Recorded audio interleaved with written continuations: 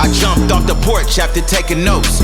Started making dough and started playing broke. I was making. Well, what are some like for someone trying to get from, let's say, like 50,000-60,000 that they did in their store last year up to it, and what do you think is a couple key principles you think they need to apply?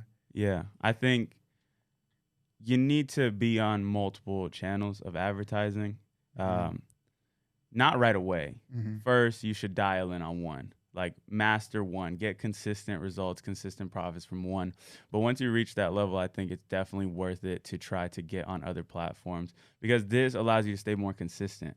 And consistency is really the thing that I think a company is valued on, like consistently making profits, consistently having good reviews. Like that's the thing to go for. So I would say that. And I would also say thinking of ways to expand your offer. So like you could have a $20 product right now and making a killing with it. But what if you had a bundle on your website that made it $40 average now on your site? With the same amount of traffic, you just doubled your business. And, you know, there's a lot of different ways you can do that. So think about maybe those two things.